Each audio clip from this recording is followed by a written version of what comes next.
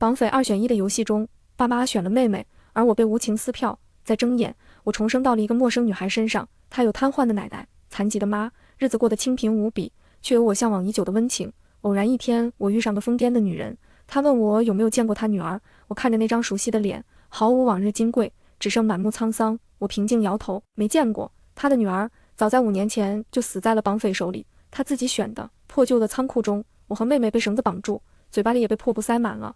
正前方有一个摄像头对准我们，绑匪就在我们身后大口吃肉喝酒。他笑得很畅快。林依晨，想好了吗？你要送你哪个宝贝女儿去死呢？妹妹低声呜咽，吓得全身都在抖，而我则面色平静地盯着一旁的显示屏，上面清晰地映出我爸妈的脸。往日金贵沉着的夫妻俩，仿佛一夜之间苍老了10岁，脸上尽是悲怆和疲惫，嘴里也在不停地哀求：别动我女儿，求你了，你要多少钱我们都给，别伤害他们，求求你。身后骤然响起酒瓶碎裂的声音，我下意识挡住妹妹，飞溅的玻璃碎片从我脸上划过，很快便阴出了血迹。林依晨，你也有求我的时候，当初我公司破产，我求你伸出援手的时候，你理会我了吗？钱有什么用？我今天就是要你女儿给我陪葬。我给你3分钟时间考虑，保大还是保小，过了时间不选，那就都死。话音刚落，耳边便响起倒计时的声音，指针每划过1秒，都是催命的乐章。妹妹抖得更厉害了，懵懂的眼睛里满是恐惧，不停有热泪滴在我肩膀上，烫得我眼眶也发酸。倒计时刚开始没多久，我就听见了妈妈急切的声音：保小，不要伤害我的依依，求求你了。没有任何意外，我被放弃了。虽然早知是这样的结果，可亲耳听见爸妈选择的那一刻，心底还是涌出巨大的悲痛。我的爸爸妈妈好像真的不爱我。那一刻，我像是被抽走了所有力气，歪倒在地上，听不见任何声音，眼前也频频发黑。绑匪把妹妹拖去了另一边，又走回我身边，扯下我嘴里的布条：小孩，给你1分钟说遗言。又是倒计时的滴答声。我的生命只剩下这最后1分钟，身体开始控制不住的发抖，嘴唇张张合合，却发不出声音。绑匪在身后催促，明明近在咫尺，声音却像来自远方。还有20秒，听力逐渐恢复，嘈杂的哭声一瞬间涌入，像是要刺穿我的耳膜。我看着显示屏，努力想说话，却无法发出一点声音，只有眼中的热泪无声汹涌。下一秒，冰凉的匕首割开我的喉管，我看见自己的鲜血喷射而出。我躺在地上，看着自己的生命逐渐流失，犹如一盏微弱的烛火，摇摇晃晃，终究熄灭。我好像陷入了一个很长的梦境，过往如走马灯一般在眼前闪过。我叫林佳，10岁之前，我一直以为自己有2个妈妈，一个在现实中，一个在手机里。后来我才知道，现实里的那个是姑姑，手机里的才是我的妈妈。3岁那年，家里生意出了问题，爸妈欠下巨额债款，他们东奔西走，四处周转，根本无暇顾及一个孩子。为了不让我跟着他们奔波吃苦，我被送到了姑姑家里。姑姑是个很年轻的女人，她没有结婚，无儿无女，每天都会煮一壶咖啡，坐在窗边画画，一画就是一整天。我睡眠浅，常常做噩梦惊醒，姑姑就会把我抱在怀里，一边给我讲故事，一边哄我入睡。她身上总是香香的，声音也很好听，贴着她睡觉我总是很安心。姑姑和妈妈不一样，她很爱笑，会化妆，也会打扮我。她最喜欢给我买漂亮的小裙子，再给我编一头小辫子，然后带我去外面吃蛋糕。她说女孩子从小就要漂漂亮亮的。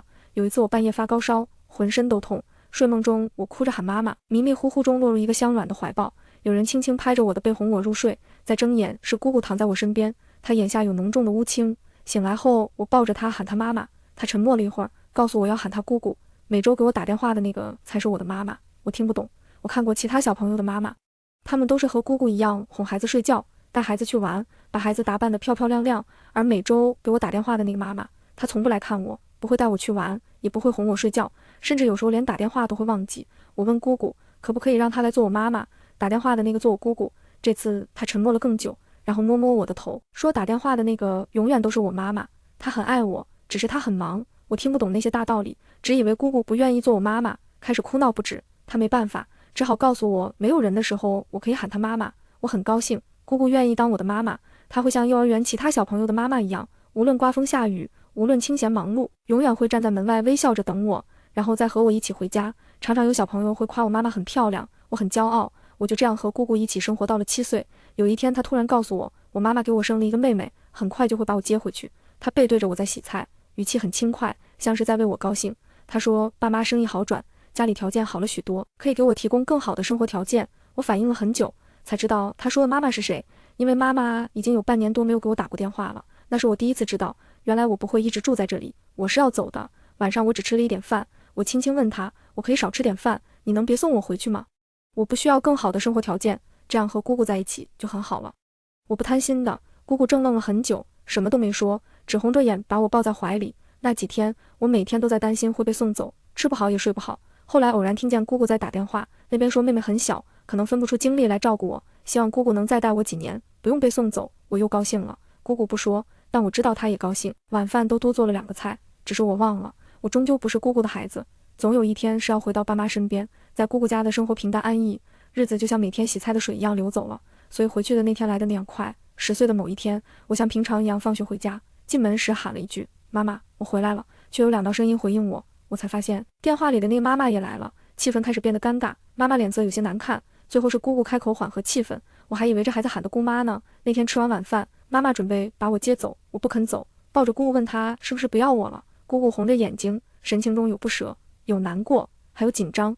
她扯着嘴角想摆出一个笑，却肉眼可见的勉强。她拉开我推给妈妈，嫂子你别介意，佳佳只是暂时还没习惯，小孩子嘛，你跟她多相处几天就亲了。佳佳还是很想你们的，你们寄来的礼物她都很喜欢，也经常会梦见你们。时间也不早了，你们早点回去吧，路上注意安全。她像是看不见我眼里的哀求，仍旧坚持把我推给妈妈。走的时候我什么东西都没带，妈妈说家里都准备了新的。她带着我上了车，姑姑一直站在门外，直到我在后视镜里看不见她。即便他们都不说，但我知道我以后会有很长时间见不到姑姑了。我默默流泪，妈妈把我抱进怀里，一路上她试图缓和气氛，跟我说了很多话，说家里给我准备好了公主房，有很多好看的小裙子，还有很多好吃的。我低着头不说话，慢慢的她就不说了，只是叹气。其实我不讨厌她，我知道她很忙，却仍旧会抽空给我打电话，也会不定时给我寄很多礼物。姑姑跟我说过很多次，爸妈不是不爱我，而是因为爱我才不让我跟着他们吃苦。如今条件变好了，他们也希望把我接回去，这些我都记得。可我只是更希望姑姑来当我的妈妈，她才是陪伴我成长的人。这么多年都这样过来了，为什么又突然要把我接走呢？我找不到答案。坐了很久的车后，妈妈把我带到了一栋很漂亮的房子，有小花园，有秋千架，到处都是灯，比姑姑家的房子大很多，也亮很多。她说以后这就是我的家。我很陌生，很拘谨，默默跟在她后面，直到有一个小女孩从房子里跑出来，扑进她怀里，她奶声奶气地喊妈妈。我看着妈妈锐利的眉眼温软下来，她蹲在小女孩面前，耐心地问她今天吃了什么，听她颠三倒四地说一些没有意义的话。我想起以前上幼儿园的时候，姑姑也是这样牵着我放学，我一边蹦蹦跳跳，一边叽叽喳喳，姑姑总是笑着听，然后耐心回应。我看着妈妈和妹妹抱在一起，其实我真的不嫉妒也不羡慕，可心里仍旧酸胀难受。也许是因为他们看上去才像一对母女，我像个外人，而如今我这个外人却要加入他们一起生活，和他共享一个妈妈。我鼻腔酸楚，却不敢哭，只能紧紧地抠着衣服。不知道站了多久，一直到妹妹指着我问我是谁，妈妈才后知后觉我还在她身后。她拉着妹妹到我面前，茵茵，快叫姐姐。妹妹叫林茵，长得圆润可爱，她一点都不怕生。她看了我一会儿，伸出小手牵着我进屋。姐姐，我带你去吃好吃的。她步伐还有些不稳，妈妈跟在后面小心地护着，眼里尽是疼惜。我突然没来由地想，她以前也用这种眼神看过我吗？我找不到答案，在我有限的记忆里，这样的眼神只在姑姑眼中看见过。回到家的第1晚，我早早地躺进了被窝，柔软的被子把我包裹住，我才感到一丝安心。后来妈妈推门进来，她说担心我认床睡不好，要陪我一起睡。只是她刚在床边坐下，妹妹就哭着敲门，说想听故事。妈妈很为难，眼里有愧疚有挣扎。我很乖巧地让她去陪妹妹。她肉眼可见地松了口气，夸我懂事。我看着她轻快的面容，默默垂下眼睛。妈妈，不是我懂事，是我已经过了需要人陪睡的年纪。曾经我也会哭闹着要听故事才能入睡，可那时你不在我身边，而如今我已经不需要了。妈妈走后，我拿起手机想给姑姑打电话，却一直显示忙音。我想姑姑应该是有事在忙，我可以等她忙完再给她打。我一边等一边听着隔壁传来妈妈和妹妹的嬉笑声，就这样不知不觉睡着了。1周后，爸爸出差回来了，他给我和妹妹各带了一件裙子做礼物。妹妹那件刚好合身，而我的却小了许多，颜色也不是我喜欢的。爸爸有些尴尬，他向我道歉说会重新为我准备，我只是摇头，其实挺好理解的。妹妹从出生起就在他的注视下日渐成长，他清晰地知道她每一个成长阶段和喜好，而我只是偶尔在视频中匆匆一瞥，又能了解到什么呢？那天为了庆祝我们一家4口团聚，爸爸包下了整个餐厅，里面布置得像个童话世界。我第一次见，妹妹却习以为常。上餐前，妈妈细心地叮嘱妹妹饮食里的禁忌，却给我点了一份大虾。她不知道我海鲜过敏，明明那天接我回来时，姑姑还再三叮嘱了许久，备忘录也做好发给了她，可她不记得，其实我并不是很难过，我知道她每天都很忙，很难记得每件小事，我只是突然很想姑姑。姑姑从来不会忘记我的喜好，每次外出吃饭，她也会细心地叮嘱我的忌口，就像妈妈对妹妹那样，耐心、细致、温柔。被接回后，我没再见过姑姑。爸爸说她出去旅游了，不知道什么时候回来，也叫我不要经常麻烦姑姑，有事情要找她和妈妈。我沉默地答应，却还是忍不住给姑姑打去一通又一通电话。一开始是忙音，后面直接变成了空号。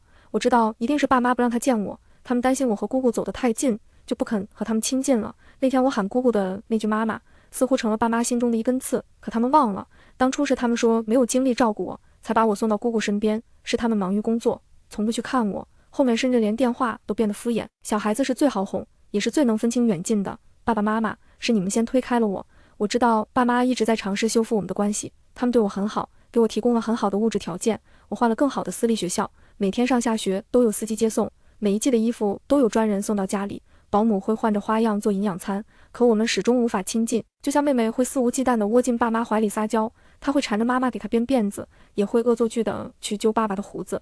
每次他们闹成一团时，我总是端坐在沙发一侧，妹妹活泼调皮古灵精怪，常常把爸妈逗得哈哈大笑。她不高兴的时候就撒泼哭闹，把房间里的娃娃扔得满地都是，等着我们去哄。她的情绪总是很鲜明，而我总是很沉默，没有太多话说。大多数时候爸妈只会关心我学习怎么样，零花钱是否够用，有没有什么短缺的物品，那语气和神态就像在关心一位客人。其实我真的不是很介意，任何感情都是时间的积累，而我和爸妈之间相处甚少，根本谈不上积累，可我心里还是会有些难过，大概是人对血缘亲情总是本能向往的。好在妹妹性格开朗，我们很亲近，她总是叽叽喳喳地围着我喊姐姐，每天司机接我放学她也喜欢跟着，有时候我会偷偷带她去吃路边摊，每走到一家小摊前，她都要大声说不要放海鲜哦，我姐姐海鲜过敏。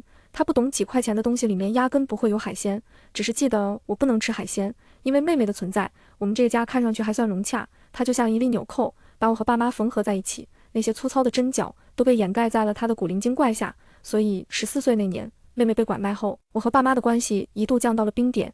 14岁那年的除夕，爸妈答应要带我和妹妹去江边放烟花，妹妹期待了一整天，最后却被电话告知公司临时有工作，可能回不来。妹妹在家哭闹不止，甚至闹起了绝食。我想了一下，地方不远，就在别墅区附近，开车只要10分钟。于是让管家开车带我们过去。那时候很小，很多事情想的也简单，完全没有想过会有人贩子。管家只是到一边接个电话的功夫，我和妹妹就被人贩子打晕带走了。在睁眼时，我们被关在卡车的后车厢，除了我和妹妹，还有很多小孩。妹妹年纪小，也没有见识过社会险恶，她害怕得发抖，只能紧紧抱着我。其实我也怕，但我不能怕。我摸了摸身上，手机什么的贵重物品早就被收走了。我一边安慰妹妹，一边盘算着怎么跑出去。现在车停在一个偏僻的桥洞下，还没有出市区，是最容易逃出去的。一旦车开走，再想跑就难了。两个人逃跑目标太大，妹妹又太小了，一个人根本跑不出去，我也不可能丢下她自己跑了。最好的办法就是找一个能跑出去的，赶快报警。我看了一圈，一群小孩中有一个和我年纪差不多大的男孩，他虽然鼻青脸肿，但看上去挺机灵。我挪到他旁边，问他敢不敢跑。我告诉了他我的计划，我脱下外套，大声拍门说我拉肚子。看管我们的人过来开门，我用衣服一把罩住他的头，然后蹦跳着弄出很大的动静。车厢里的孩子见状都跳下车往外跑，只是场面没有混乱太久，我很快就被制服了。人贩子同伙也很快过来了，逃窜的孩子都被一一抓了回来。人贩子清点人数，发现少了一个，没有意外，我挨了一顿毒打。妹妹冲上来想护住我，被我抱在了怀里。我妹妹那么可爱，打坏了就不好看了。不知挨了多久的打，我只感觉全身上下没有一处好地方。妹妹缩在我怀里哭，我紧紧抱着她，用嘶哑的声音告诉她别怕，已经报警了，我们很快就会得救了。只有我知道，其实那个小男孩根本没有跑掉。虽然天色很黑，但这个地方很空旷，没有遮挡物，跑了很容易就会被抓回来。所以我刚刚制造混乱，只是想让人贩子都跑出去追人，这样他就可以去偷手机报警。现在那个小男孩就藏在车底下，人贩子找了一圈都没有找到，以为他真的跑出去了，又把我打了一顿，然后商量着不等后面的人先出发。我支着耳朵听着，却渐渐失去了意识。再醒来，人在医院，身上插了很多管子，说不出话，却听见了妈妈撕心裂肺的哭声。后来我才知道，我被打得昏了过去，气息微弱。人贩子以为我死了，就把我丢下了车，而妹妹还在车上。车开走后，小男孩背着我往外走，遇上了赶来的警察，我们被送进了医院。我在重症监护病房住了很久，又从重症病房转到普通病房住了很久，期间爸妈只来过2次。为了寻找妹妹，他们肉眼可见清瘦了许多，可是一直到我养好伤，妹妹还没有找到。虽然报警的时候加上了车牌号，但人贩子很狡猾，中途换了几辆车，追踪起来很困难。妹妹去了哪里？没有人知道。妹妹被拐卖后，爸妈仿佛被抽走了精气神，颓丧了许多，连鬓角的头发都白了。爸爸用工作麻痹自己，经常整月在外出差，而妈妈也开始经常醉酒。可我知道，平静的表层下永远是翻滚汹涌的波涛。终于有一天，妈妈喝醉了，酒精麻痹了她的部分感官，也撕开了表层，露出狰狞可怖的獠牙。那天她砸了很多东西，哭着说都怪我，如果不是我非要带妹妹去放烟花，妹妹就不会被拐卖。她哭得撕心裂肺，质问为什么被拐卖的不是我。她问我是不是嫉妒妹妹，是不是故意让妹妹被拐卖，不然为什么我可以逃出来。我不知道怎么回答她，只能默默承受。第二天清醒后，妈妈又哭着跟我道歉，说那是酒后胡话，让我不要放在心上。可我该怎么忘记呢？明明质问我的时候，你眼里的怨恨和憎恶那么真切。妈妈，我该怎么告诉你？我宁愿被拐卖的人是我。在这个家里，我和你们总是隔着一层无形的屏障，只有妹妹对我毫无保留，所有好吃的好玩的，她都会给我留一份。她永远记得我海鲜过敏，不像你们还是时常忘记。你们总是很忙，她每个做噩梦或是睡不着的晚上，都喜欢钻进我的被窝。她喜欢抱着我，说我是世界上最好的姐姐，可我却没有保护好她。如果当初被拐卖的是我该多好啊！这样也许你们就不会像现在一样痛苦难过。寻找妹妹的行动从未停止，只是一直没有消息。偶尔一些捕风捉影的线索，爸妈也会连夜飞过去确认，只是每次都空手而归。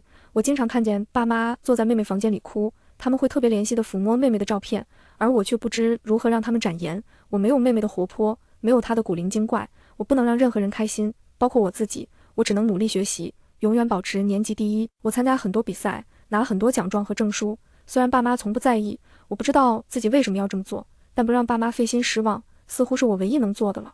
我知道无法替代妹妹在他们心中的位置，却也希望他们能因为我开心一瞬。上高中时，班里转来一个男生，我认出他是那晚逃出去的小男孩。他说他叫贺之行，没有了淤青。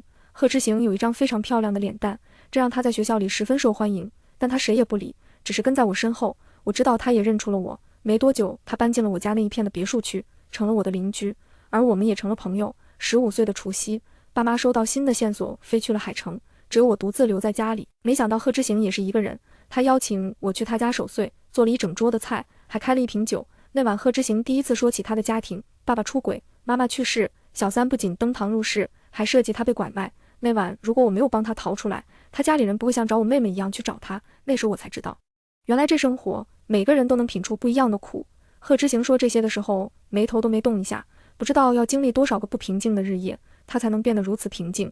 如果这个时候妹妹在，他有很多办法让气氛变得轻松，可我嘴一直很笨，说不出什么安慰的话，只能拿起酒杯和他碰了碰。那一年的除夕夜，我和贺之行并排靠在沙发上，看着无聊的春晚。0点的钟声敲响时，贺之行问我有没有什么新年愿望，我小声说希望妹妹快点被找回。他没有说话，很久之后轻叹了一声，一定会的，林佳，你妹妹的事情不怪你，你已经尽力了。我没有回答，只是眼眶酸涩。那是第一次有人跟我说我已经尽力了。3岁时，爸妈把我送到姑姑家，我克制的只敢在梦里和生病时才敢喊妈妈，那时我尽力了。10岁时，爸妈把我接走，不让我再见姑姑，我努力适应新环境新家人，尽量不添麻烦，那时我尽力了。14岁，我不想让妹妹失望，带她去放烟花，遭遇拐卖我尽力想办法逃脱，挨打时也用身体护住妹妹，那时我尽力了。妹妹失踪后，我一边承受爸妈无言的怨恨与失望，一边努力学习，不让所有人费心。我也尽力了，每件事我都尽力了，只是仿佛永远没有好结局。经历了3年的搜寻查找，人贩子团伙被连根拔起，妹妹终于被找回了。她不知道经历了什么，瘦的只剩皮包骨。她不仅忘记了以前所有事情，不记得我们，还变得有些痴傻，耳朵也聋了一只。爸妈带她去做了全身检查，医生说痴傻是因为受了刺激，好好休养还是能恢复的。耳朵的伤无法复原，只能终生带助听器。但好在妹妹活着回来了，爸妈的愁容消失了大半，开始积极陪着妹妹治疗。最开始的1个月，妹妹常常半夜尖叫，她会抱着头躲在衣柜里，一边哭一边大喊：“不要打我，姐姐，茵茵好疼，救救我！”原来她被拐卖的每个日夜里，都在盼着姐姐去救她。在那些爸妈忙碌的日子里，她心底最依赖的人是我，可害她被拐卖变成这副样子的人也是我。那一刻我不敢走近，只能站在一边。妈妈坐在地上抱着她一起哭，朦胧的泪眼望向我，眼底尽是失望，那眼神仿佛在问：她那么信任你，你为什么没有保护好她？我逃离回了房间，我呆坐着，恨自己无能，才会让妹妹变成这样。不知坐了多久，窗户上映出一束光，是贺知行在用手电筒提醒我看手机。这是我们特有的打招呼方式。我拿出手机，里面果然有一条信息：早点睡，明天早上吃可颂三明治。我们两个游离于家庭之外的人，就以这样的方式相互取暖。妹妹被找回后，状态很不稳定，有时候她能记起妈妈，有时候又对所有人都保持防备心。她经常会下意识地跑出去，嘴里念着回家。家里又请了很多保姆和阿姨，每天24小时轮流照看她。妈妈也从公司里退了下来，一心一意陪着妹妹治疗。医生说可以带妹妹做一些以前做过的事情，有助于她的恢复和休养，就像重新陪她再长大一遍。妈妈会带着她在厨房做甜品，每晚给她念故事，哄她睡觉。很多时候，他们靠在一起说悄悄话，嬉笑。我只能站在后面看着。我看见妈妈很疲惫，可眼睛总是亮亮的，那是独属于妹妹的光。暗淡3年后，又重新亮起。我该高兴的，可心底怎么还是泛着酸。后来有一天，妹妹做噩梦惊醒，突然跑进我房间，钻进了我的被窝。她抱着我说：“姐姐，因害怕，我没有错过妈妈脸上一晃而过的僵硬神色。”那晚妹妹和我睡了一夜，妈妈就在客厅坐了一夜。我不知道妈妈是失眠还是不想睡，只是脑子里很突然地想起她那次醉酒。她质问我是不是嫉妒妹妹，是不是故意让妹妹被拐卖，所以妈妈是担心我会偷偷让妹妹再跑出去吗？我强迫自己不去想，却抑制不住心底的悲凉。从那后，我每天晚上都尽量晚回家，每次回去妹妹已经睡了。贺知行大概知道我家里的情况，但他什么也没问，只是在我不愿回家的时候，陪我一圈一圈绕着操场跑步，然后再告诉我明天早上吃什么。如果没有贺知行，我不知道自己是否能支撑过那段时间。高3下学期，妈妈跟我说妹妹的情况不稳定，而我又即将高考，为了不打扰我，她和爸爸决定带妹妹去南城静养1年。我都知道，其实不是怕妹妹打扰我，是我的存在总会干扰到妹妹。因为我在家的时候，妹妹总是喜欢凑到我旁边，哪怕不记得我，她居然也一样喜欢我。而爸妈不希望她和我走得太近，我什么都没说，沉默地答应，我永远不会被选择。我知道的，也可以接受。可那天姑姑突然来了家里，时隔8年，我又一次见到了姑姑，她仍旧和记忆中一样美丽优雅。她看着我眼眶湿润，说我长高了，也更好看了。她给我和妹妹都带了很多礼物，说是她环球旅行时买的。我和妹妹拆礼物的时候，她和爸妈去了书房，我听见他们在吵架。你们就是这么当父母的，茵茵是可怜，但佳佳就不是你们的女儿吗？你们一家3口去南城安家，把佳佳一个人丢在这里，你们也忍心？你们防着我就算了，佳佳是你们的亲女儿啊，她怎么可能会害茵茵？你们要是不想管她，就别拦着我管。我低头看着手里的小熊，突然有一只冰凉的手贴在我脸上。姐姐你怎么哭了？是哪里痛吗？茵茵给你呼呼，呼呼就不痛了。我抬手一摸，脸上湿润了一片。我明明不想哭的，有什么好哭的呢？我已经长大了，可以很好的照顾自己，饿了会吃饭，冷了会添衣。即便爸妈都去了南城，我也不会过得太差。可我忘了，人心都是肉长的，看见自己永远是被抛下的那一方时，心还是会痛。那天姑姑在书房和爸妈吵了很久，最后是红着眼睛走的，而爸妈还是在第2天就带着妹妹去了南城。这样的结果我也并不意外。爸妈和妹妹离开的那半年，一次都没有回来过。偶尔我会刷到一些妈妈的朋友圈，是他们带着妹妹游泳、去游乐场、做亲子活动的各种照片，那是我从未参与过的生活。他们会穿一样的衣服，对着镜头开心大笑。妹妹的状态看上去好多了，我看着照片，偷偷在被窝里流泪。我知道妹妹吃了很多苦，我其实不该去对比，可我总是忍不住羡慕。我和爸妈从来没有这样的时光，哪怕是我被接回后，家长会他们也很少去开，他们总是很忙，忙到没有时间去参与我的成长。可他们对妹妹却永远有无限耐心。都说对比是偷走幸福的小偷，可我该怎么面对才能忍住不去对比呢？我难道不是他们的孩子吗？我有时候会想，如果当初被拐卖的是我，爸妈会那样急切又锲而不舍地找我吗？会重新陪我长大一遍吗？我不断告诉自己一定会的，可真的会吗？我不知道。高3那年，我拼命学习，如愿取得高分，填报大学志愿时，我特意把学校填得很远，平时节日放假也几乎不回家。我借口说旅途太远太折腾，爸妈也没有多说什么。而贺知行总会留下陪我，其实我是否在家，于爸妈而言并不重要，而我也已经想开了，世上所有感情都不必强求。虽然我出生在林家，但到底和他们亲缘太浅，往后就各自安好，遥相祝愿吧。我就这样平静地接受，平静地远离。可命运啊，总是喜欢把人玩弄于股掌之间。大1的寒假，我和妹妹被绑架了，绑匪是爸妈生意上的竞争对手，他不要钱，没有其他要求，只是逼迫爸妈在我和妹妹之间2选1。妹妹很害怕，一直在哭，而我却很平静。从绑匪提出条件时，我就知道我一定是会被放弃的那个。其实不必他们去选，我也一定会保护妹妹的。我发过誓的，不会再让她受到伤害。我看着显示屏里面的爸妈悲痛哀求，心底甚至有过一丝高兴，至少这样看过去，会让我以为他们的悲伤痛苦也有一丝是因为我。绑匪给了3分钟考虑时间未到，妈妈就选了妹妹。她是那么害怕妹妹再次受到伤害，我以为我会平静到底，可选择从爸妈口中说出时，我还是控制不住的难过，那是一种从骨髓里流出的悲伤。原来接受自己不重要，真的这样难。原来对爸妈而言，我是无需多想就可以被放弃的那个。既然这样，当初为什么要生下我呢？当初又为什么非要把我从姑姑身边接走呢？妈妈，我难道不是你的孩子吗？即便你不能给我和妹妹一样多的爱，可你连1秒都不愿意选择我吗？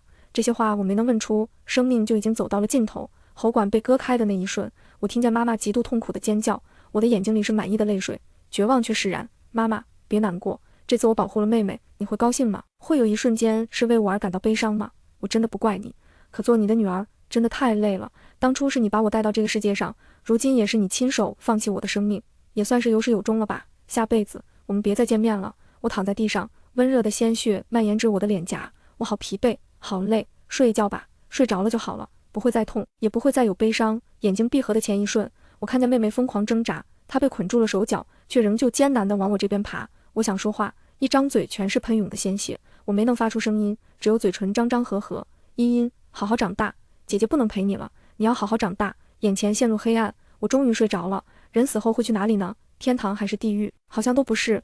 我漫无目的地行走在一片混沌中，周围很黑，只有远处有一束微弱的光。我本能地往前走，想抓住那束光，却怎么也够不到。我一直奔跑，却掉进了一个大坑。我猛地惊醒，眼前却是一片模糊，恍惚中有个身影坐在我床前，他给我擦汗，给我喂药。我想说话，一开口声音嘶哑：妈妈，你真的不要我了吗？这孩子都烧得说胡话了。那身影嗔怪了一句，便要起身离开，我只能本能地抓住他，想说话，想挽留，喉间却发不出半点声音，只有眼泪止不住。他又在我身边坐下了，用手轻柔地给我擦泪。怎么还哭了？囡囡乖，吃了药就好了。我艰难地咽下药丸，又急切地拉住他的衣角。妈妈，别走。随着一声叹息，我落入了一个温暖的怀抱，带着一点洗衣粉的香味。他轻轻拍打着我的背，用最温柔的语气哄我睡觉。我紧紧依偎着，双手紧紧攥住那片衣角，就像是溺水的人抓住浮木。妈妈，为什么以前你从没有这样抱过我？妈妈，你还是爱我的，对吗？妈妈，别放弃我。我又昏睡了过去。这次我看见了一个女孩，她满脸泪痕地冲我挥手，拜托你帮我照顾好妈妈和奶奶，我要走了。我想说话，想拉住她，却怎么也动不了，一点声音也发不出。她消失的那一瞬，一大段记忆忽然涌进我的脑海，我猛然意识到我死了，却又重生了。妈妈，我猛地从床上坐起，胸膛不断起伏，喘着粗气，利刃割断咽喉的痛感仿佛依旧停留在皮肤上。我惊魂未定地抬手抚上喉间，没有伤口。我又忘了，我已经不是林家了。这是我重生的第7天，我仍旧没有适应新的身份，每晚都会重复梦见被绑架的那一晚。当初被撕票后，我以为我死了，可灵魂却意外进入了一个叫程如意的女孩的身体里。她因为下水救人而溺亡，当时我见到的那个向我挥手的身影，就是她即将消散的灵魂。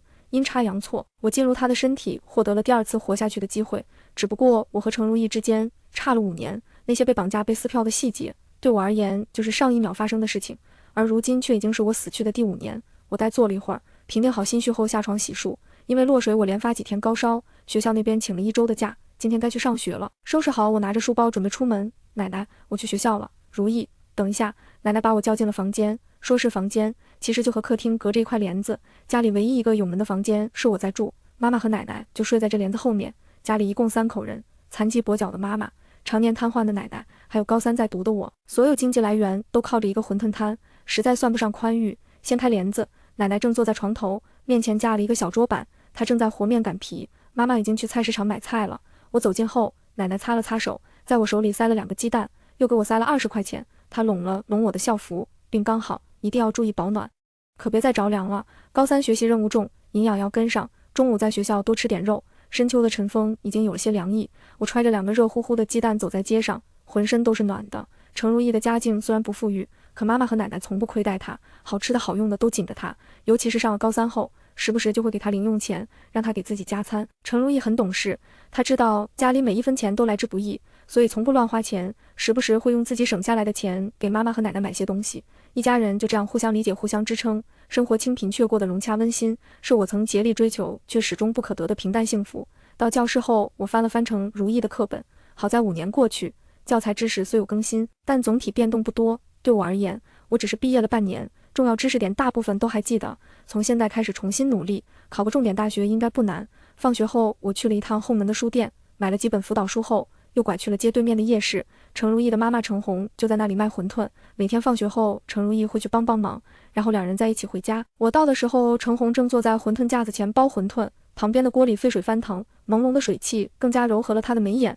我恍惚又想起这几天昏睡时坐在我床边的身影，也是这样清瘦温柔。我小声唤她：“妈，我放学了。”程红抬眸看见我，眼睛亮了一瞬，她放下手里的活，端出一盘小馄饨倒进了锅里。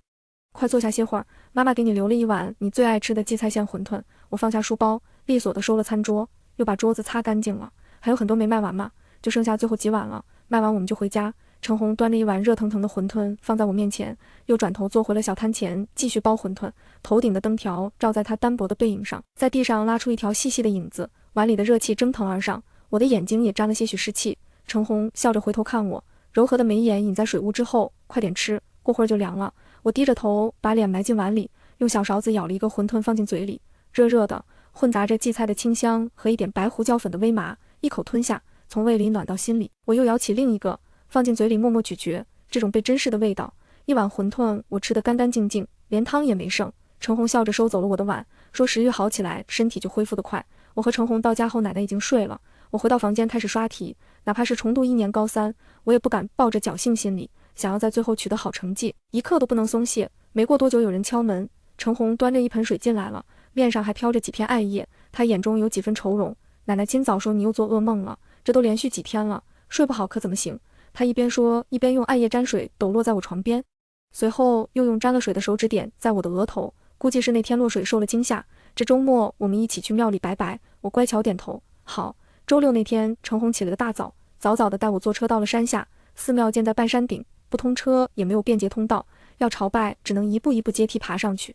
即便这样，来往的香客还是络绎不绝。只因这庙十分灵验，程红的腿脚不好，一步一步走得很慢。他牵着我，额头有细汗，神色却十分轻快。这里的菩萨特别灵，等下你要多拜一拜，一来是去除近日的噩梦，二来马上也要高考了，求一个好成绩。我轻声应着，小心搀扶着他慢慢往上走。离寺庙还有些距离的时候，就听见寺中传来阵阵诵经声。走近后，有一个小和尚等在寺门口，他说正殿有贵人在做超度仪式，便把我们引入了侧殿。我们拜了菩萨，捐了些香火钱，正准备回去时，妈妈被住持叫去说话，说今日有缘要赠他一支签，我不必去，就在院子里等。院子里有一棵梧桐树，枝繁叶茂，树干也粗壮，看上去有些年头了。树上有几处枝丫挂了红绳。我又走近了一些，忽而一阵风拂过，叶子被吹动沙沙作响，在阵阵梵音中，我好像听见了风铃的清脆响声。我还想细听，却被人拽了一把，入眼是一张再熟悉不过的脸，比5年前苍老了许多，毫无往日金贵，只剩满目沧桑，连头发都有些许凌乱。他拉着我，眼神有些失焦，但语气恳切：“你有没有见过我女儿？”那瞬间，时间和思绪都被拉得很远，过往19的岁月如烟云一般浮现又消散。我看着他，恍惚又听见了那串风铃声，一声一声抵挡着我的思绪，梧桐叶片片飘落，而我眼前层层清明。我轻轻挥开他的手，平静摇头：“没有。”话音刚落，他突然脱力一般摔坐在地上，整个人都松垮了下来。有没有谁见过我女儿啊？他捂着脸失声痛哭。我静静立在原地，看着红绳在橙黄的梧桐叶中上下翻飞，心中却平静无波。这里没有他的女儿，他的女儿早在5年前就已经死在了绑匪手里，他自己选的。诵经声仍在继续，我站在树下恍然惊觉，原来今天的超度仪式是为我举办的，究竟是希望我不要心怀怨恨，还是为我求一个好的来世？我不知道，人的灵魂真的能被度化吗？我也不知道，我只知道人死如灯灭，生前种种因果皆伴随着死亡而消逝，正如那缕淡薄的血缘情，也随着林家的生命一起消散了。往后无恨无爱，再无瓜葛。我收回视线，转身出了院子。程红找到我的时候，我正蹲在寺门口背单词，他眸光熠熠，手里拿着一个黄色的三角包，上面还纹了红色的丝线。住持说了，带上这个平安符，往后诸事顺利。程红把三角包小心地放进了我的口袋，像是完成了一件大事，神色轻快。回家吧，今天就不出摊了，我们斋戒1天。下山时，我往正殿方向看了一眼，门口站了2个人，一个是身着袈裟的住持，另一个是个年轻男人。那人身材颀长，一身黑西装，玉贴金贵，左手手腕上还戴着一串佛珠。从我这个角度，只能看见他的侧脸。他正低头听主持讲话，我从没见过他，却觉得无比熟悉，想再多看几眼。他却很快走回了殿中。也许是那座寺庙真的很灵，或者是程红给我的平安符真的能安定人心，又或者是林家做的那场超度法事起了作用。那天回来后，我真的没再做过噩梦，被撕票那天的场景似乎真的已经成了梦中的记忆，遥远而不真切，而我也变成了真正的程如意。每天按时起床，在程红早起去买菜的时候，为奶奶做好早饭。到了学校后，像每一位高3学生一样埋头刷题，等到下了晚自习，再去接程红一起回家，然后再继续看书写题。每个学习的深夜，程红总是适时给我热一杯牛奶，再灌上2个热水袋，一个放在脚上，一个揣在怀里。程红文化水平不高，看不懂我在稿纸上写的演算符号，但他偶尔也会在我床边坐一会儿，看我写字做题。他问我高3是不是很辛苦，我右手拿着笔，左手捂着发烫的热水袋。是有一点，但我会努力的，妈妈，我会考上重点大学，我会让你和奶奶过上好日子。程红眸光柔静，催促我趁热喝牛奶，又释然一笑，只要我们一家人在一起，平平安安的，每天都是好日子，别有太大压力，凡事尽力就好，但求一个问心无愧。那时我听着程红轻柔的话语，只觉得心中踏实平静。在之后遇上重重难关时，我总会想起程红那天的神色和语气，我恍然惊觉，其实每个人这一生都会遇上很多无法解决的难题，而原来家人的理解和支持，真的可以让人从心底生出一股底气和踏实，坦然望向前路。日子就这样重复平常的继续。1周后的早晨，我正低头整理笔记，班主任从门外领进来一个人，大家停一下，我们一起来欢迎一下新同学林茵。水笔在稿纸上猛然停住，晕开一片小小的墨点。我抬眸看向讲台，和林家人的重逢似乎都这样猝不及防。我从没有想过会在这样的情形下再见到妹妹，她长高了，从前稚嫩的面庞已经成熟精致了许多，眼神中也没有了怯懦，反倒多了几分冷漠。这一刻，5年时间在我面前变得具象化。我突然意识到，原来除了我之外，所有人都已经向前走了5年。因为我是学习委员，老师把林茵安排在了我旁边的空座上，并特意叮嘱我要好好照顾新同学。林茵在我旁边坐下，带起一阵风，我闻到了空气中淡淡的茉莉花香，是以前我最爱用的沐浴露香味。可林茵并不喜欢。5年不长也不短，足够一个人的喜好和脾性大变样。我们都已不再是从前的自己。作为插班生，林茵暂时还没有课本。我想了一下，把书挪到中间，一起看吧。林茵侧眸瞥了我一眼，神色冷淡又疏离。她毫不客气地把书推回了我桌上，然后趴下开始睡觉。我看着她的背影，什么都没说，拿回书开始认真听课。课间我去了一趟厕所，无意中听见大家在谈论林茵，或者说在谈论她转学时的光荣事迹。我跟你们说，离那个林茵远点，她就是个疯子。我表哥之前和她在一个学校，说她跟别人打架，把人脑袋都开了瓢，家里有钱摆平了才转到我们这里。不会吧，她看着还挺柔弱呀，我看她还耳朵上戴着助听器，我还同情了一下呢。谁知道呢，有钱人家的事情，又是拐卖又是绑架的，当初她不就是亲眼看见她姐姐被绑匪撕票吗？估计精神早就不正常了，你不知道吗？外面都说我故意大力推开隔间门，外面声音静了一瞬，卧槽，这怎么还有人？走走走，我们换个地方。人都走了，周围又安静了下来。我走到洗手台边，镜中映出程如意清丽的脸，一双眸子清亮澄澈，看不出林家的任何影子。回到教室，林茵已经醒了，正望着窗外发呆。一整天她就这么坐着，直到晚自习下课，同学们都走光了，她还坐在那里。我写完最后一道题，收拾好书包，还是没忍住问了一句，你不回家吗？她还是没动，也不说话。我不想多管闲事，拿着书包走了。学校里很安静，月光照在树木枝叶上，映射出莹亮的光。我一直都知道那场绑架是意外，我对林茵也没有任何怨恨和不满，相反，能看见她如今长大的样子，我很高兴。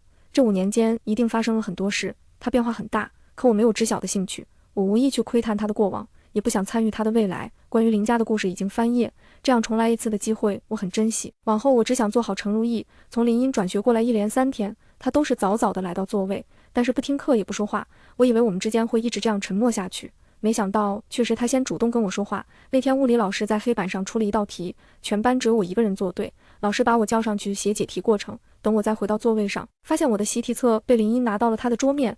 我做题的习惯是喜欢在同类型和同知识点的题型旁边标注上某个特殊符号，这样之后复习的时候比较省时间。人的习惯很难更改，所以也自然延续到了程如意身上。林茵盯着我的习题册，小声问，你这些符号是什么意思？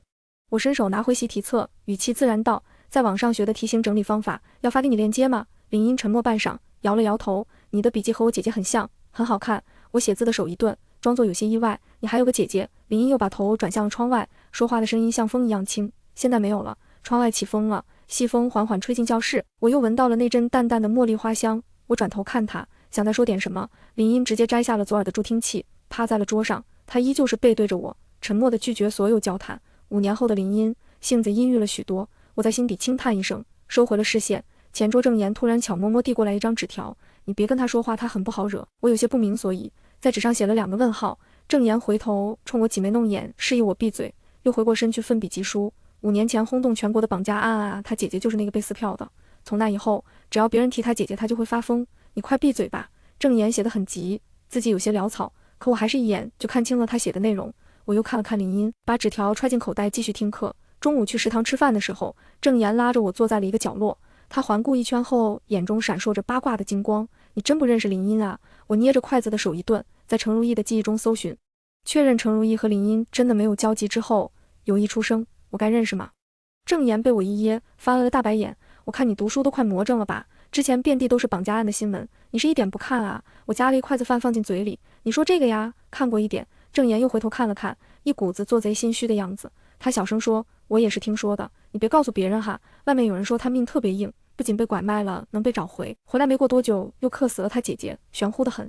这5年林家的生意一年不如一年，大家都说是因为他姐姐惨死怨气太重，姐妹成仇影响了家里的财运，所以这5年林家的超度仪式就没断过。虽然我觉得这种说法多少不靠谱，而且林音也蛮惨的，拐卖和绑架他都是受害者，但这种跟玄学沾边的事情真的说不好，我们还是离远点吧。这个话题被很快接过，郑言又开始跟我八卦一些其他的话题，我心不在焉地听着。重生后，我没有主动去了解过任何以前的信息，也不知道外面这些子虚乌有的传闻。回想林音身上的变化，原来一切有迹可循。自从那天短暂交谈后，我和林音没再说过话。郑言每次回头找我说话或者要笔记，都会不自觉地用眼睛瞟林音，嘴里一边说着离远点，脸上又一边全写着好奇。有一次两人不经意对视，林音冷着脸轻嗤了一声，没见过聋子。吓得郑言一整天都没敢再回头跟我说话。高3的时间过得很快，转眼就到了月考。这次有3个学校一起联考，学生和考场都是打乱安排的。郑言要去1中考试，而我和林音虽然在不同考场，但都还在3中。考试前一天，林音破天荒地问我借了习题册，说想带回家看看。郑言都惊呆了，你一天天的课也不听题也不做，看得明白吗？林音掀起眼皮斜了他一眼，关你屁事。郑言又老实地转回去了。我拿出习题册递给林音，又加了一句，不会的可以问我。但林音当然没问，拿着习题册就走了。11月的天黑得很快，加上阴天，考完后天已经开始擦黑。我想着赶紧过去帮程红把雨棚子搭起来，走得急了些，一直到校门口才发现伞没拿，我又匆匆折回去拿伞。下楼时突然听见2楼转角有人在说话，语气并不和善。我本想从另一边的楼梯绕道走，却听见了林音的声音，她声音冷得像屋外凛冽的寒风。怎么，你脑袋也想开花？随后是一道男声，带着十足的嘲弄，你现在是凭什么摆出这种气势？林音，以林家如今的地位，你能得罪得起谁？贺先生能帮你摆平一次，你觉得他会自管你吗？他有多恨你们家，你不会不知道吧？林音嗓音平静，你试试不就知道了。那人气节一瞬，又转而冷笑道，林音，其实我哥说的没错，你姐姐死的真的挺冤的，好好一个理科状元，就换了你这么的残废，知道外面怎么说你吗？说你克死了你姐姐，你才是那个杀人凶手，你还有什么可高傲的？随着林音声音一起响起的是一道清脆的耳光声，你这张贱嘴也配提我姐姐？我出现在2楼楼梯口的时候，林音正拎着一个男生的衣领往墙上砸，我急声开口喊住他，林音，2道视线落在我身上，我站在阶梯上，眸光平静地扫过那个男生的脸，转而对林音说，老师喊你去办公室一下。林音冷眼看我，还是松开了手。那男生笑了2声，走着瞧。那人走后，林音看着我，你挺爱多管闲事的。我没管他，语气带刺，径直走下了楼梯。学习委员就是会管得多一点，你谅解一下吧。外面已经开始下雨了，我捏着手里的伞，看了看2手空空的林音，要不要去我家小摊上坐坐？我妈妈包的馄饨很好吃。林音没说话，我已经做好了他会拒绝的准备，没想到他竟然答应了。走吧，雨下的不大，我们撑着一把伞慢慢走。我犹豫2下，还是问出了口，你真的把人脑袋打破了？林音语气淡淡，他摔裂了我的挂坠，我砸裂了他的脑袋，有问题吗？我没想到这账还能这么算，被噎了一下，不说话了。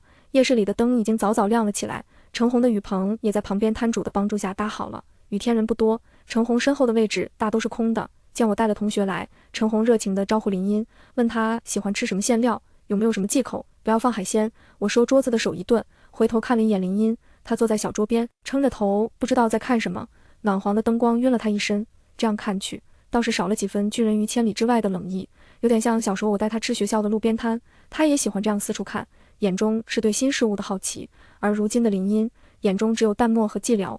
馄饨煮好后，我端起放在了他面前，状似不经意问了问：“你海鲜过敏吗？”林英低着头搅弄馄饨，轻轻嗯了一声。我又回想起他身上那股淡淡的茉莉花香，本想再说点什么，正巧程红的白胡椒粉用完了，我去旁边的超市新买了一包。再回来时，林英已经走了。程红塞给我一张100元红钞，说是刚才林英留下的，这钱你明天还给人家，就是一碗馄饨而已。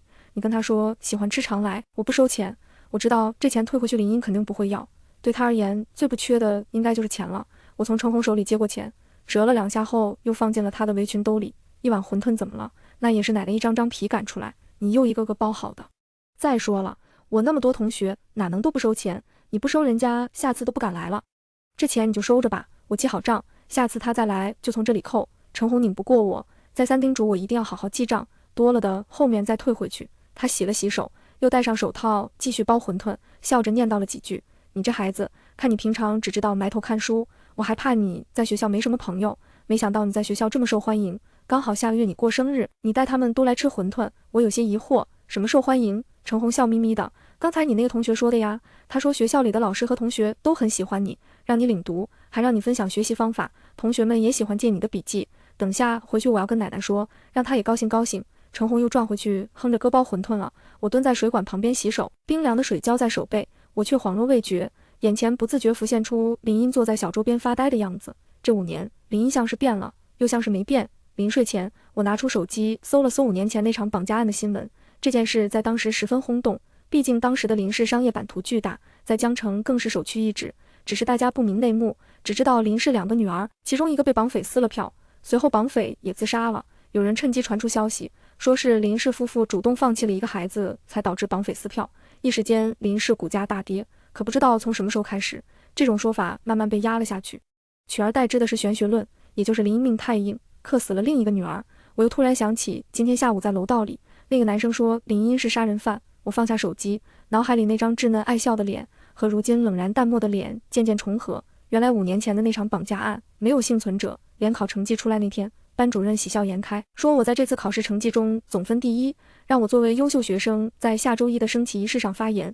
其实之前程如意的成绩就很好，一直保持在年级前50，只是数学和物理薄弱一些，而这2科刚好是我的强项，所以这次成绩进步十分明显。相比于我的进步，林英的成绩也十分令人意外。他平常上课不听作业不写，最后考试总排名还在正言前面30名，尤其是英语作文接近满分。正言气得跳脚，问他上的什么补习班，林英看都没看试卷，直接丢进了抽屉里，抄的。正言真信了，转头四周看了看，小声道：“这是可以说的吗？”林英瞥了他一眼，不说话了。正言又转头问我：“你也上补习班了吗？这进步也太大了吧？我记得以前数学最后一道大题我们都是做不出来的，你什么时候背着我偷偷变强了？”我拿着正言的数学试卷看了看，勾了几道错题，这些题考的都是同一个知识点，你记住之后下次就不会错了。我从书包里拿出几张装订好的 A4 纸递了过去，这是我之前梳理的重点知识导图，你可以参考一下。其实很多地方不是不会，只是知识点没有连起来，脉络梳理通之后就豁然开朗了。林英不知道什么时候看了过来，他神色微动：“这也是你在网上学的吗？”梳理导图是我一直的习惯，以前每个学科我都做过对应的导图，都加在书里。如果林英曾经翻看过我以前的课本，应该不会陌生。对呀，据说是某个状元的学习宝典，你也看过吗？林英低垂着眸子，像是自言自语：“状元宝典，我也有一份。”我顺着他的话问：“你姐姐是理科状元吧？”林英看了我一眼，眼中一晃而过骄傲底色，嘴唇也不自觉微勾：“我姐姐是很厉害的人。”我笑了一下：“那你也会很厉害的。”林英神色骤然一僵，又恢复了那副冷漠的神情。他转过头：“我不会。”自从同学们知道我整理了思维导图后，都争先借着去传阅，最后班主任拿到办公室打印，人手一份。正言问我可以不可以外传，他说他表姐上次看到也想要，但不知道我介不介意给别人看。我虽然有些哭笑不得，但也获得了点灵感。当晚我注册了一个闲鱼号，把我整理的思维导图笔记挂在闲鱼上卖，并把我这次联考的试卷拍了上去。没想到还真有人买，一天就卖出去3份。除去打印和快递费，净赚200块。我拿着钱给程红买了2双新的袖套，又给奶奶买了一个新的靠枕。程红拿着袖套高兴的不行，又叫我不要操心家里的经济。他说这个馄饨摊供我上大学没有问题，让我别有压力。我笑着给他捏肩，说笔记都是整理好的，不费什么精力，他才放下心。结果第2天早上，奶奶又把我叫过去，问我是不是最近缺钱用才会想去赚钱。他塞给我一张红色钞票，叫我专心学习。我跟他解释了好几遍，他才终于相信我没有节衣缩食。那天我走出家门，只觉得寒风都和煦了起来。日子就这样过，每天都有盼头，生活平静的继续。高三上学期已经进入尾声，我的成绩也已经稳定在年级第一，所以最近总在暗自琢磨着寒假做点兼职。我想存点钱，毕业后可以带着程红和奶奶出去逛逛。偶然一天，我坐在座位上刷题，林茵来了后跟我说，夜市那片区域要改建，以后都不让摆摊了。白天他刚告诉我，晚上程红就有点心不在焉。我想着消息在商贩之间应该也是传开了，但程红没有告诉我，我也就假装不知道。一天夜里，我听见程红在和奶奶说话，商量着以后去哪里。家里的馄饨摊从奶奶手中传下来，一直没有租过铺面。以前是在路边摆摊，但是经常会有城管来赶人。程红腿脚不好，又推着车，诸多不便。后来花了点钱，才在夜市找到个摊位，哪怕位置靠后了一些，但至少没有人赶，离我学校也近。现在夜市不让摆了，一时之间也找不到好的去处。我听了一会儿，回房间拿了纸笔，然后去了奶奶和程红睡觉的地方。奶奶见我进来了，赶忙把手里的热水袋塞给了我。怎么这么晚还没睡？明天还得上学呢。我坐在床边，认真地问程红：“妈妈，我们要不要考虑租一个店面？”在林茵刚告诉我消息的时候，我就在想租店面的事情。如果是独租，经济压力肯定会大，所以要考虑合租。另外，也不能离我的学校太远，这样有什么事情我能第一时间赶到。所以这几天我观察了一下学校附近的店面，发现有一家店面只在早上开，是一对老夫妻卖包子。于是我问了问能不能和他们一起合租，他们做早上，我们做晚上，房租平摊，水电各付自己的。他们答应了。我拿出笔记本翻开，里面是房租和每月大概的水电花销。程红看着我笔记本上的内容，有些惊讶又有些犹疑。你什么时候了解的这些？早上路过的时候顺嘴就问了一下。妈妈，你考虑一下吧，这个店面其实真的还可以。我之前卖笔记赚到了一点钱，可以付第1个月的租金和水电，下个月就放寒假了，我也可以出去做点兼职。有铺面虽然多花点钱，但是稳定，你以后也不必在外面风吹雨淋的了。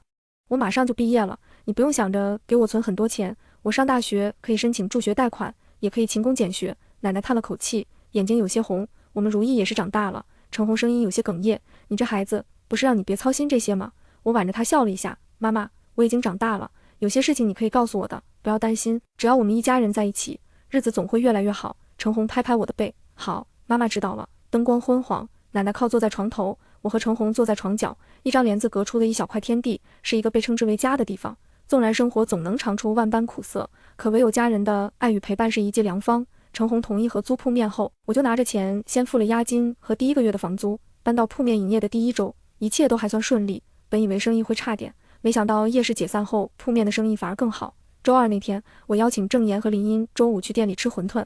程红说那天是我的生日，叫我邀请同学一起去庆祝。郑岩很高兴，他本就是个凑热闹的性子。林茵却拒绝了。郑岩问他原因，他也不说，只用有事搪塞。郑岩积极性被打消了一半，你也太不够意思了吧，朋友生日你都不去。林茵一愣，别扭的反驳，谁跟你们是朋友？郑岩看了看我，小声嘟囔，天塌下来都有你的嘴顶着。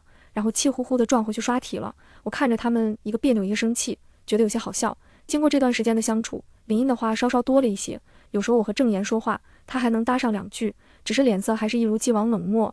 郑岩和林茵能处到现在，确实也在我的意料之外。当初郑岩因为外面的一些传闻有些怕林茵，后来看我能和林茵正常交流，就也隔三差五的找他搭话。一开始林茵不怎么搭理，后面慢慢的也会回应几句。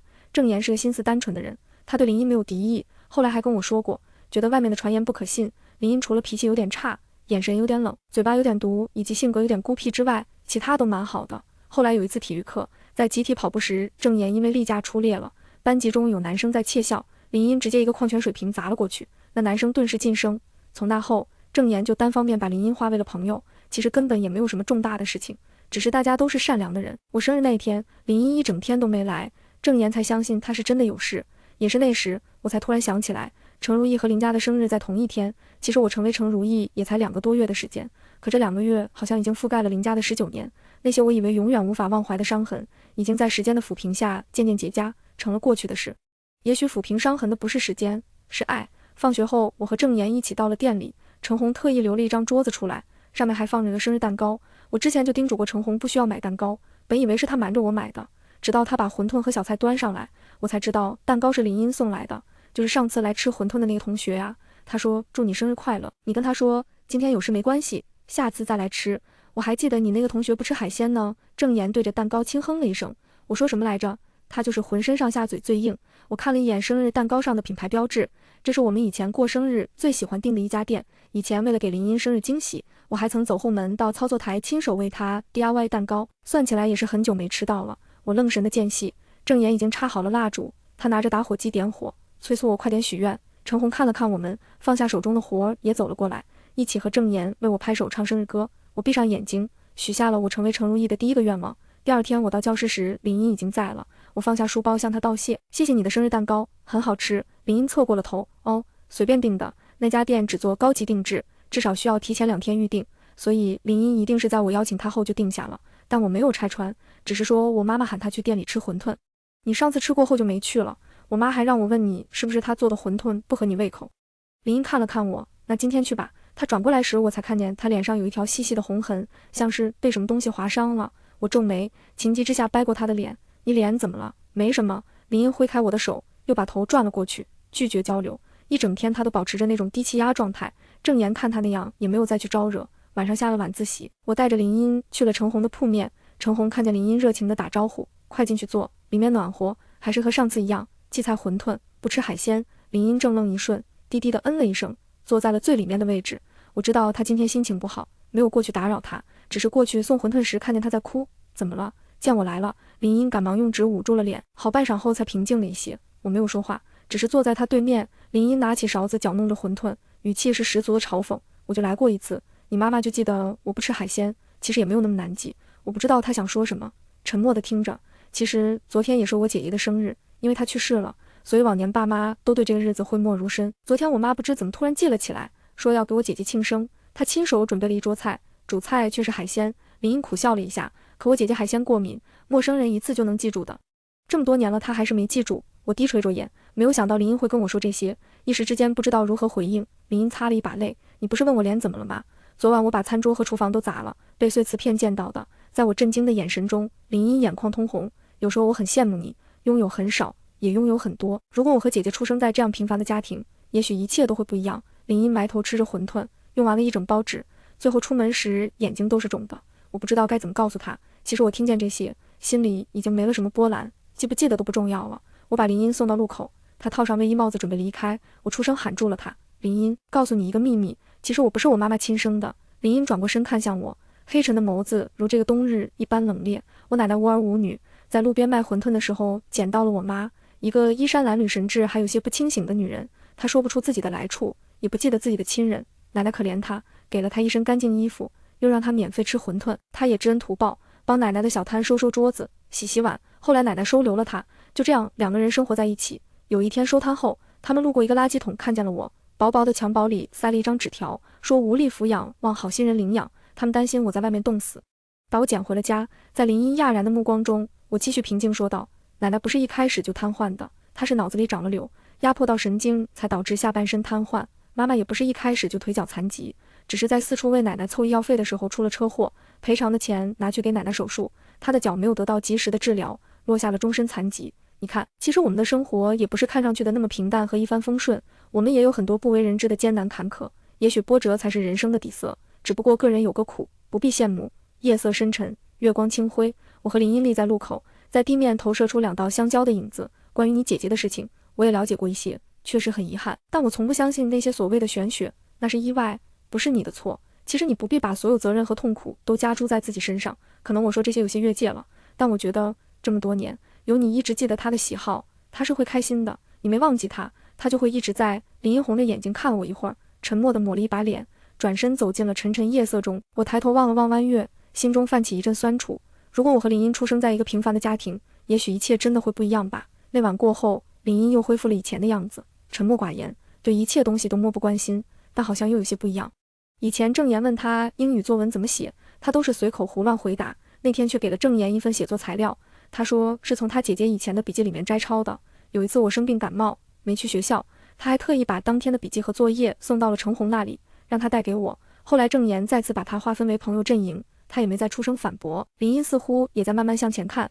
3中寒假放得晚，在春节前1周才开始放假，我来不及找兼职，只能做点散活。郑言有个大伯在做烟花批发生意，我要了联系方式，从他那里进了一些仙女棒和手持烟花。江城市区禁止燃放烟花，但是有固定划分出来可以放烟花的区域，一般都在湖边、江边这种有水的地方。每天晚上，我都带着烟花去对应的地方摆摊。我进的货不多，2天就卖完了，离除夕还有1天。每晚江边都聚集了很多人，我想着再去批发一些。那天我刚下公交，路过一家花店时遇见了林音，她正在挑花，这边离市区很远，我有些惊讶地和她打招呼。她看见我也怔了一瞬，你怎么在这儿？我来批发烟花，你呢？我来看我姑姑。林音平静的语调好似一声惊雷在我脑子里炸开，我猛然怔住。姑姑不住在这边，她最不喜欢郊区了。我心中隐隐有一个不好的猜想。林音没有注意到我的异样，让店家包了一束香水百合，是姑姑最喜欢的花。接过花后，她见我还愣在原地，问：你要去哪？要我送你吗？我回过神，不自觉掐紧了手心。你姑姑住在这边。林音嗯了一声，垂眸看向手中的花，林海墓园。我知道自己现在的脸色一定很难看，可我什么都顾不上。我伸手拉住她的衣服，可以带我去吗？林音没有问为什么，只是看了我一会儿。走吧，墓园很大。我跟在林音后面走了许久，才找到姑姑的墓地。我们到的时候，已经有一个人在了。那人一身黑西装，身高腿长，左手腕有一串佛珠。林音低着头，声音带着几分恭敬：贺先生。那人转眼看过来，目光冷冽淡漠，只停留一瞬便移开了。他轻轻嗯了一声，朝墓碑鞠了一躬便离开了。错身而过那一刻，我闻到了他身上淡淡的檀香气息。我想起那天在寺中偶然瞥见的身影，原来也是他，24岁的贺之行。真是好久不见了。我不知愣了多久，直到林音递过来纸巾。你怎么了？我一摸脸，满手湿润，再回头，已经没了那个身影。我接过纸巾擦了擦眼睛，风太大了。林音蹲下身，拿出手帕，轻轻擦拭墓碑。我立在他身后，垂眸看向碑上的照片。那人面容年轻，烫着微卷的发，笑眼如星。我尽量让声音听起来平稳。你姑姑这么年轻，是生病了吗？林音依旧背对着我，用手帕轻柔地擦拭着照片。她嗓音低沉，车祸，就在我姐姐去世的同年。她那时在外进修，听说我姐姐的事情后，连夜往回赶，暴雨天，连环追尾，当场丧命。我姐姐是她代打的，她们本该是母女。林音的话如同无形的针尖，密密麻麻扎进我的心里和骨头里。我死死捏着衣角，连呼吸都能感受到痛。眼前一片模糊中，姑姑仍旧在对我微笑。她看向我的眸光舒缓而宁静，就如以往一般，仿佛下一秒就要开口说话。我站在原地沉默无言。姑姑，妈妈。回去的路上，我一言不发。林音带着我出了墓园，好一会儿她才问我：你为什么哭？你认识我姑姑吗？我摇了摇头，声音已经平稳。我也不知道，只是站在那里，就能感觉到一股巨大的悲伤。我没办法告诉林音我就是林家，也不想编谎话骗她，只能尽量挑一些真实的话来说。林音沉默了一会儿，长叹了一口气。也许是缘分吧，有时候觉得你很像我姐姐，具体哪里像我也说不上来，就像是她曾经来过，透过你的眼睛又看了看这个世界。姑姑没能见到姐姐最后一面，今天你来看她，她应该会高兴的。新年一晃而过，转眼就进入高3下学期，学习任务更紧张了。陈红让我晚自习下课后直接回家，不再让我去店里帮忙。我不放心她一个人收摊，只能跟她约定好，我在教室多学习1个小时，然后再去接她一起回家。郑岩家里离学校近，就在马路对面，他自告奋勇留下陪我一起刷题。而林音自从下学期开学就隔3差5的请假，最近1周只来了1天。班主任知道我和林音关系还可以，让我有空把试卷和笔记带给林音一下。我思索再三，决定和郑岩一起去一趟林音家里。只是周末那天，郑岩突然崴到脚，只能我自己去。站在别墅区外，我正思考着待会儿如何面对林家的人，忽然一辆车开了出来，我侧身让路，那辆车却停在了我面前。车窗滑下，露出了贺之行淡漠的脸。他平静地看向我，什么都没说，但我知道他想问什么。我低垂着眼，突然有些没来由的紧张。贺先生，林音很久没来上课了，您知道他去哪里了吗？上车，车内有一股淡淡的檀香气息，沉静质朴，令人不自觉平和下来。贺之行靠坐着座椅闭目养神，我也安静地坐在另一边。穿过隧道时，我侧头看向车窗，上面映照出贺之行清俊俊朗的面容。5年过去，贺之行的眉眼愈发深邃，周身上下都弥漫着上位者的金贵气质，而左手腕的佛珠又给他添了几分清冷和从容。24的贺之行，18岁的程如意，我们已然是2个世界的人了。贺之行把我送到山下后就走了，我抬眼望去，是上次程红带我来拜佛的寺庙。和上次不同，这次庙里有许多香客，主殿中人来人往。在小师傅的指引下，我在后山的一个房间里见到了林音，她正坐在榻上抄经。你怎么来了？林音放下笔，起身下榻。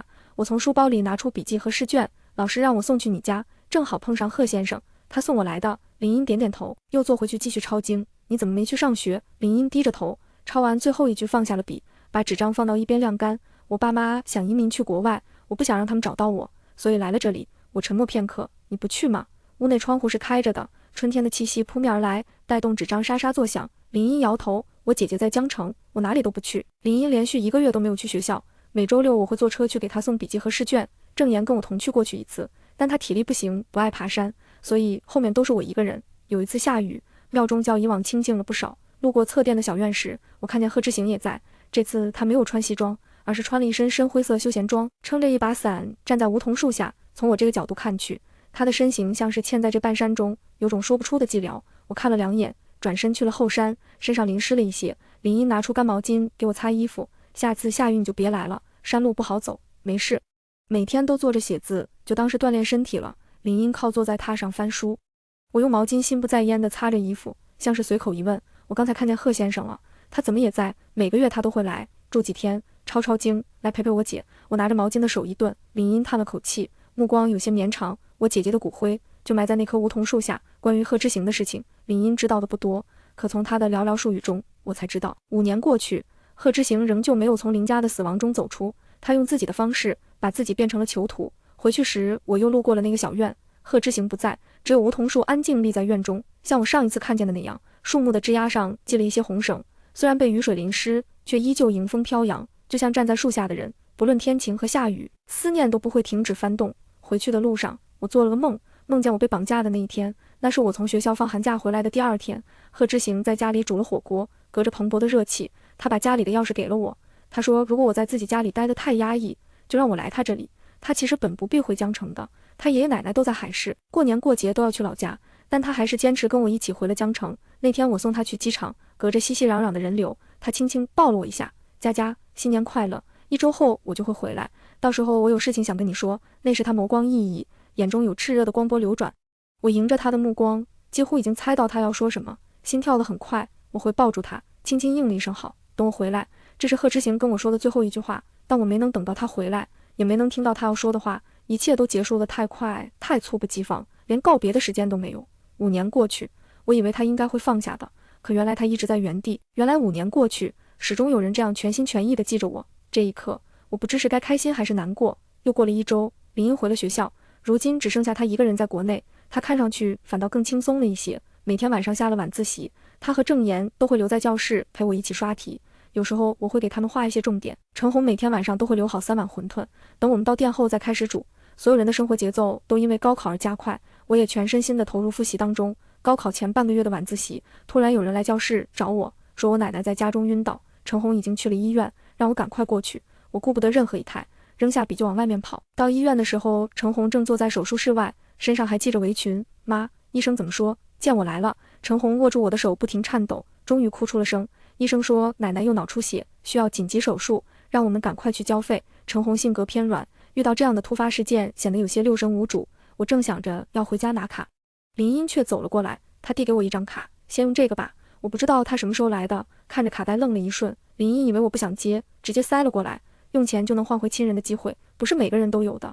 我最不缺的就是钱，你可以慢慢还我。林茵说完就走了，我没时间犹豫，拿着卡去交了费。所幸手术顺利，医生说出血点正好是上次压迫到神经的地方，如果愈后顺利，奶奶的瘫痪说不定可以通过复健改善，也算是一个好消息。奶奶住院的这段时间，馄饨店暂时停了业，程红都在医院照顾，我每隔1天会去一次。郑言知道我家的情况后，每天都给我带饭，他借口说家里做太多吃不完，但我知道他是在照顾我的自尊心，我没有拒绝，只是在学习上力所能及的帮助他。高考结束那天，太阳很大，照在树叶上反射出银亮的光。我在学校里的长凳上坐了一会儿，忽然生出一股不真实的感觉。距离我成为程如意已经快1年了，这1年我重新回到了高3的课堂，时间在笔触滑动间匆匆而过。这1年，我有了新的家人，交了新的朋友，开启了另一种人生。以前我总以为血缘亲情会高于一切羁绊，后来我才知道，真正的感情连接只需要真心换真心。高考结束后，我买了一束香水百合，独自去了一趟临海墓园。那天日朗风轻，姑姑依旧微笑着看向我，我蹲下身，告诉她我一切都很好，往后的新生活我会好好过。林茵离开了江城，开启了她的毕业旅行。偶尔我和郑言能收到她从不同地方寄来的明信片，每一次的落款都有2个名字。如今的她总是带着2份生命前行。郑言为了赚外快，每天在家给他递补英语，每次见面都能吐槽800句，我哭笑不得。高考出分那天，我又一次成为了江城理科状元。程红笑着抹泪，说要带我去庙里还愿，但那天梧桐树下没有人，奶奶手术愈后很好，已经在接受康复治疗，行动起来虽然困难，但至少目前已经可以短时间站立一下，一切都在顺利进行。暑假时间多，我找了一个兼职，在一家图书咖啡馆工作，因为工作职责有双语要求，所以工资高一点。第一次上班在一个下午，阳光正盛，我低着头摆弄咖啡机，门外的风铃响动，迎来了我的第一个客人。那人身高腿长，白衬衣规整地收进西裤中，袖子被挽了几道，露出了左手腕的佛珠。我放下手里的东西，露出微笑，欢迎光临。我不理解，只能冷眼看着他们痛苦，游离得像个旁观者。我再也无法和爸妈亲近，也无法和自己和解，我只能强迫自己记住姐姐的一切。姐姐喜欢茉莉香味的沐浴露，喜欢浅绿色的衣服，喜欢看喜剧电影，喜欢吃路边摊，不喜欢吃西餐，不喜欢拍照，不能吃海鲜。她曾经看过的书、用过的课本和习题册，我都反复翻看，这些属于姐姐的生活印记，我迫使自己印刻在身上，这是我赋予自己的枷锁。别人的伤痛都可以通过时间去淡化抚平，而我永远没有资格忘记姐姐。和我一样忘不掉姐姐的人，还有贺知行。我是后来才知道，他是当初和我们一起被拐卖，最后在姐姐的帮助下逃出去的那个人，也是在姐姐最痛苦无助的时候唯一陪伴她的人。他喜欢姐姐，姐姐死后，贺知行出了国，再回来就全面接管了贺氏，成了江城人人奉承一句的贺先生。他高高在上的出现，以一种俯视的姿态。临事最困难的时候，爸爸求到了他面前，在饭局上喝到胃出血。彼时贺知行端坐于主位，百无聊赖地把玩着手里的佛串，他声音凉薄：林总，你体会过真正的绝望吗？那种被父母放弃只能等死的绝望。你为他做了那么多超度仪式，究竟是想驱赶他的怨恨，还是发自内心盼他有个好的来世，至少再也别遇上你们这种父母。生意场上的人惯会见风使舵，无人敢伸出援手。林氏几近破产，最后关头贺知行又拉了一把，条件是不准爸妈再见姐姐。当初姐姐火化后，妈妈抱着骨灰怎么也不肯下葬，就一直放在房间里。后来贺知行带走了姐姐的骨灰，埋在了寺中的一棵梧桐树下，那里很清静，每天有诵经声，有花香虫鸣，也有阵阵清风。每个月贺知行都会去寺中小住1周，吃斋抄经，为姐姐求一个顺遂平和的来世。我见过贺知行几次，他的左手腕总是带着一串佛珠，远远看去淡漠的不似尘世中人，可每次站在那棵梧桐树下，他的眉眼总是清润明朗，像4月的和风细雨。所有人都以为贺知行生性冷淡，无欲无情，只有我知道，不是没有能让他展颜的人，只是那个人已经不在了。我浑浑噩噩地度过了5年。高3那年，有个男生向我表白，我没有答应。他开始召集同学们霸凌我，外面那些传闻我听了很多，我一点都不在意，任由他们添油加醋的传播。但他不该摔碎我的挂坠，那个挂坠是姐姐带我去做陶艺的时候亲手穿好送给我的。家里属于姐姐的东西已经不多了，当初贺知行把骨灰取走后，爸爸就让保姆把姐姐的房间清空，所有东西都收拾好烧掉了。他坐在座椅里，脊背不再高挺，只是沉沉地说，活着的人总要往前看。他趁我不在家处理了一切，又在计划着移民。姐姐的东西那么少，等我回来只剩下一抔灰，除了早就被我拿进房间的书，那个挂坠是我最后的念想，就这样被他摔碎了。用什么赔呢？我想了很久，决定用他的命来赔。我发了疯一样跟他打起来，最后他头破血流的被送进了医院，而我进了警察局。以林氏如今的地位，救不了我，我却没有一点紧张。对我而言，死和生不过是闭眼和睁眼的区别。但我没想到贺知行会来接我，他撑着一把伞立在雨中，背后是漫无边际的黑色。他温声开口，嗓音沾着雨水的潮湿：回家吧。因为贺知行的介入，事情很快就被摆平。我在家休息了1周，再然后就是贺知行通知我们，要最后为姐姐再办一次超度仪式，注释说需要亲人签红布，所以爸妈才能去。那天在山中，贺知行告诉我为我办好了转学。我问他为什么要管我，他没有看我，目光落在那棵梧桐树上，缱绻绵长。你是佳佳唯一的亲人。那一刻，我忽然觉得很疲惫。为什么在姐姐去世的第5年，我仍旧在享受着和她有关的优待？我该是怎样不堪的一个人？没有答案。大家都说死人会托梦，可姐姐从来都不肯入我的梦，我无处可问。转学后，我以为我会继续着一潭死水的生活，但我遇到了一个人，一个和姐姐很像的人，说话、习惯、眼神还有感觉都那么像。有时候我会恍惚，她就是我姐姐，或者我姐姐的魂灵就在她身上，但我知道那都是妄想，死人怎么可能复活？可我还是不可自拔地靠近她，每次和她在一起，我总会下意识地想起姐姐，那些内心深处无人可倾听的话，我总会不自觉地说给她听，就像是笃定她一定会听，一定会理解，一定会回应。有一次我问她，你相信死去的人会回来吗？她拿出笔自顾自地在稿纸上演算，我更相信活着的人要带着2份生命前行。微风掠动她的发丝，她伸手往耳后挽了一下，带起一阵清浅的茉莉花香。抬眸看我时，嘴角露出了一个浅浅的梨涡，眸光似和煦暖风。那一刻，我怔愣到呼吸都忘了。我从没有想过，我会在一个既像姐姐又不是姐姐的陌生人眼中重新长出血肉。我想，一定是姐姐的魂灵又一次救赎了我。只要我还活着，就永远都能感受到她的光环，那颗叫姐姐的星星永不会坠落。这一次，我发自内心的想好好活下去。很久后的某一天，我又梦见那个被绑架的夜晚，梦见姐姐倒在血泊中，她看着我，眼中有泪，嘴唇张张合合。姐姐，生命消散的最后一刻，你究竟想跟我说什么呢？我猜，一定不是怨恨和责怪。